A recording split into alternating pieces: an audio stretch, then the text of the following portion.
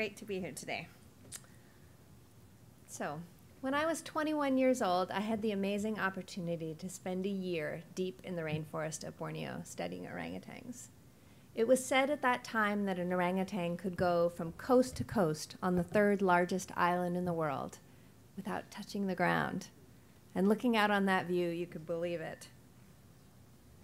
But that was before Borneo went through the fastest rate of deforestation the world has ever known.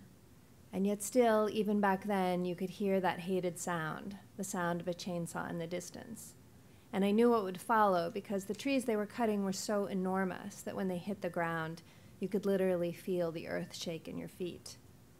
And I began to wonder if it would make any difference to discover that orangutans were critical for the maintenance of all that amazing biodiversity in the forest, if they were extinct. It was easy to hate those loggers and assume that they were evil people. But the truth of the matter is, I had gotten to know many of those men, and they were in an impossible situation. Imagine for a moment that you had a child as beautiful as one of these. Wouldn't you do anything for them? But if you are a subsistence agriculturalist and you're growing only a little bit more rice than you need to feed your family and make a little bit of money, then one medical emergency, which can cost an entire's income, will just devastate you. And sadly, one of the only ways to get enough cash to pay for something like that is to illegally log within the national park. One man I know, Pak Sofyan, cut down 60 trees to pay for one C-section. And I'm not talking trees, right? I'm talking trees that are host to unbelievable biodiversity. Now, eventually those trees are worth lots of money on the market, but the man who cuts them may get tens to a few $100s per tree. And the thing is, Pak Sofyan understands how important the forest is for his well-being.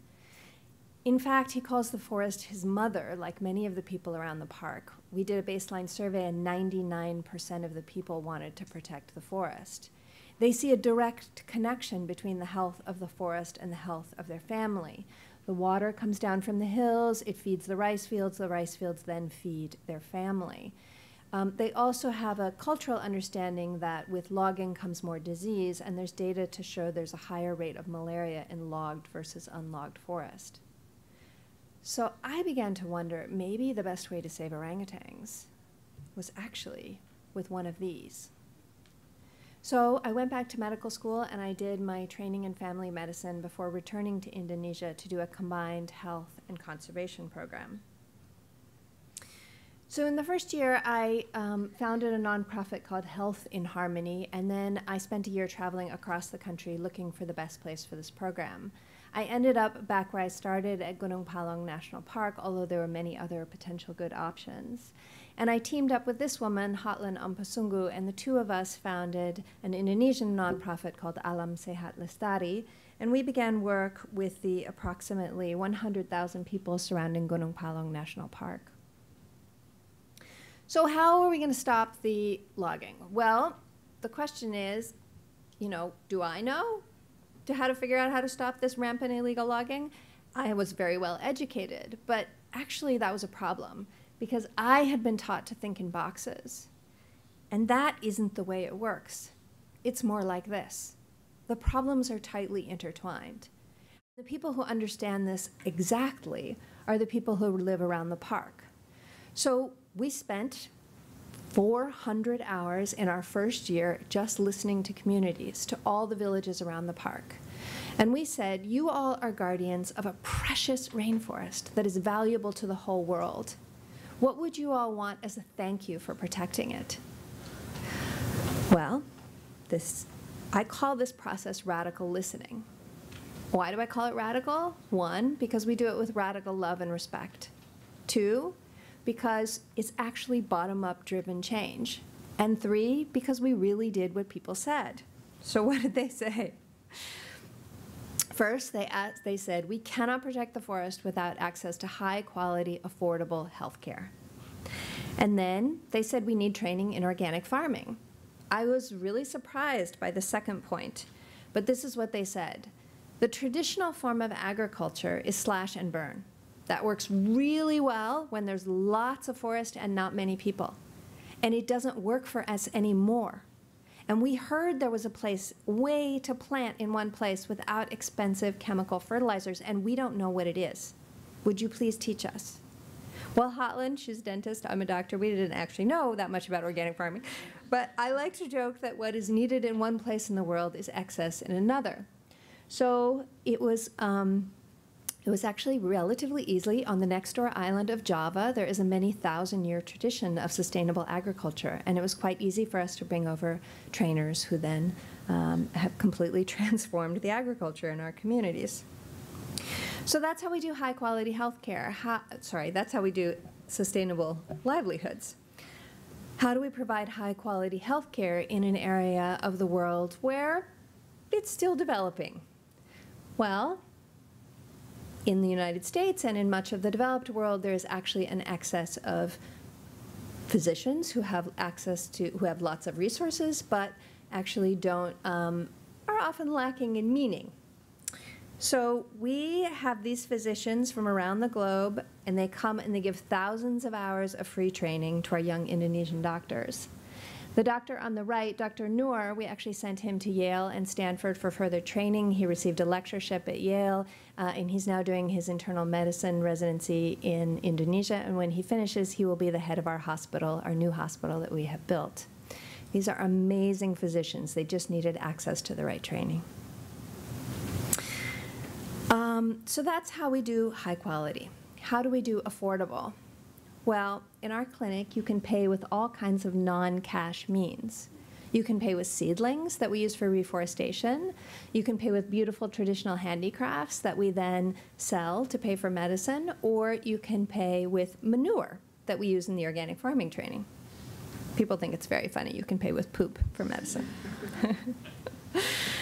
And in addition, to further promote conservation, villages that are not doing any logging get a 70% discount on their health care, paid for by organizations that care about conservation.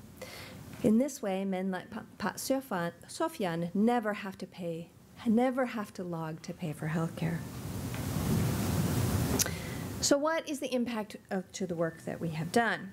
Well, in the first 5 years, the number of infant deaths per 100 households declined from 3.4 to 1.1. And many other measures of health also dramatically declined in just the first 5 years. And then how are we doing in terms of logging? Well, when we first started, there were an estimated 1,350 logging households. After 5 years, that went down to 450, and now we're at about 180 individuals. This really works. And what are those previous loggers doing? Well, 52% are farming. They were exactly right when they told us what they needed for an alternative livelihood. Radical listening works. So what is the effect of doing one site? Well, around our national park, we helped save about 2,000 orangutans. It's a very large population and very important population because they have babies every 8 years. And then if that entire forest were to be logged and burned, which is usually what happens when there's logging, the amount of carbon released would be equivalent to 14 years of San Francisco pollution. These forests are incredibly important to protect, not just for the communities there, but for all of our well-being all over the planet. But there's another thing. What you do may not be as important as how you do it. Empowerment really matters. This is a picture of some of the 106 employees that we now have in Indonesian Borneo. And I have now passed on the leadership to Dr. Monica Nirmala. One community member summed it up best when he said, before this program started, we had no hope, but now we know change is possible. So what Health and Harmony is working on now is evaluating sites during this year and hoping to choose a site in 2018 for our next few locations. Because there are many places where people do not have hope, and where they are having to choose between their short-term and their long-term well-being. And that is a problem for our entire planet. Imagine what we could do if we matched community-determined solutions from all over the world with the excess resources and knowledge that are out there. Because no one should ever have to choose between the survival of their family members and the health of the environment, which gives us all health. The truth is, we don't have to choose between these two adorable little ones. The way to save baby orangutans is to save baby humans, and vice versa. True win-win solutions are possible. And the means of getting to planetary health may be right in front of our eyes, or I should say, right by our ears. We just have to listen. Thank you very much.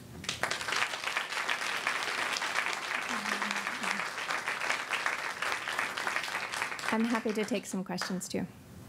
Yes, go ahead. Hi there. Hi. My name is Simi. I'm from the Entrepreneurs Organization. This is a great presentation. Well, thank you for coming. Learned a lot. No worries. So I had a question about how you get the word out at the local level and the role of the employees. Are they the ones in charge of, getting that word out about this initiative, great initiative? Yeah, so getting the word out on a local level, we're pretty famous, and one of the reasons that we're so famous in that area, which is to say anywhere you go, any one of our staff members, we all also wear the same uniform, whether you're a driver, whether you're a forest guardian or a community health worker, whoever, we all wear the same uniforms, doctors.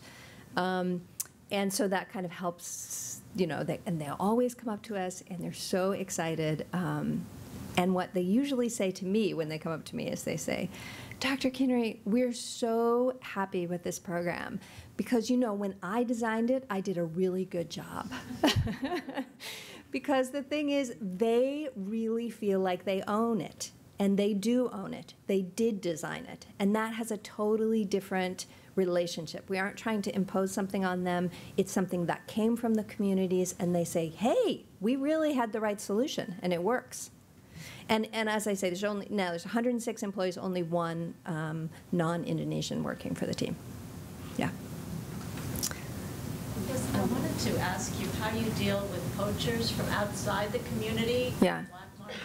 Clearly, people in the community have a vested interest in their future. This is an issue that we see in many situations where there's destruction of natural resources. It's an external source that is funded, and there's a black market connection. Yeah. So I'm just curious. So the question is poachers and the black market. So it's actually pretty rare in our area, mostly because the communities are very good at protecting the sort of section of the park that they, so they don't let people in that they don't want to let through. However, there was a little bit of poaching quite a few years ago now, but there were some orangutans poached. And actually, one of the family members of the poacher, a woman, came to our clinic and told us about it. And she was in tears, and she said, I know it's a family member, but this is not okay. Like, this just, this has to stop. And she gave us really good information, which we actually passed on to another organization that there is a representative of here, called Yayasan Palung, and they helped actually track down and gain evidence, which actually didn't get the person who did the poaching, but got the guy who was selling the meat, which was much more important. So yeah, it does work. And I think that providing healthcare provides a means of people being able to come, trust us. Yeah. Thank you very much.